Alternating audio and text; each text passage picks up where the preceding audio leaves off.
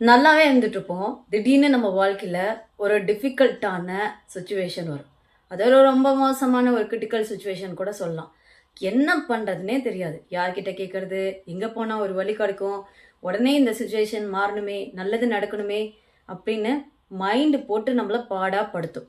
அந்த நேரத்துல இம்மீடியட்டா உங்களோட சிச்சுவேஷன் மாறுறதுக்கு, அந்த டிஃபிகல்டீஸ் போறதுக்கு என்ன பண்ணும் அப்படின்னா, கோதுமை மாவு இருக்குல்ல, நார்மல் கோதுமை எடுத்து நீங்க மிக்ஸியில கொஞ்சம் அரைச்சு பவுடர் பண்ணுங்க. நீங்களே ரெடி பண்ணுங்க.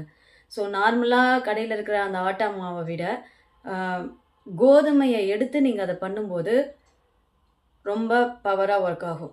ஸோ கொஞ்சம் வீட் எடுத்துக்கோங்க. அத நல்லா பவுடர் பண்ணி எடுத்து, ஒரு மண் அகல் விளக்கு எடுத்துக்கோங்க. அதுல இந்த கோதுமைய போடும்போதே, உங்களோட பிரச்சனைகள நீங்க சொல்லிட்டே போடுங்க. போட்டுட்டு, ஒரு கற்பூரம் அல்லது நீங்க அதில எண்ணெய் ஊத்தி திரி போட்டு அத தீபமா கூட எரிய வைக்கலாம்.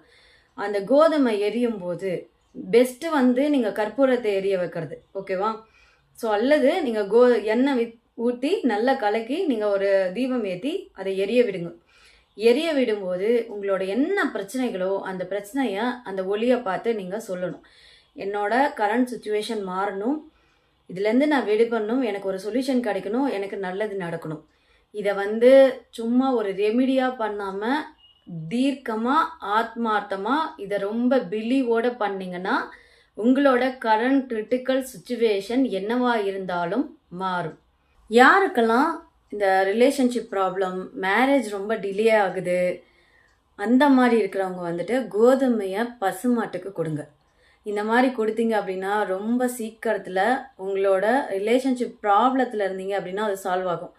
நெறைய பேர் வந்துட்டு மேரேஜ் பண்ணிட்டு அதுல ரொம்ப கஷ்டப்படுவீங்க.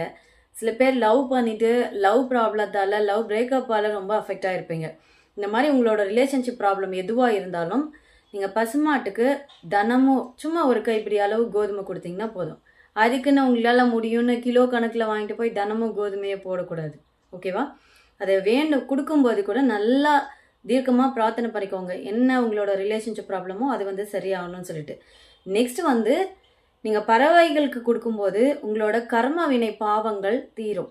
அண்ட் கடலுக்கோ அல்லது மீன் வளர்த்துவாங்கல்ல ரிவர், அந்த மாரி மீன் இருக்கிற இடத்துல இந்த மாரி கோதுமைய 1, 2 அரைச்சு நீங்க வந்து மீனுக்கு போட்டீங்க அப்படின்னா, யாருக்கெல்லாம் வந்து வேலை கிடைக்கலையோ அவங்களுக்கு வேலை கிடைக்கும். அப்ராட் போகணும்னு நினைக்கிறவங்களுக்கு அப்ராட் போவீங்க. இந்த விசா ப்ராப்ளம் இதெல்லாம் கிளியர் ஆயிடும் உங்களுக்கு. இத வந்து ஏதோ ஒரு சும்மா ரெமெடி கேட்கணும்னு நினைக்காம, நம்பிக்கையோட ஃபாலோ பண்ணி பாருங்க.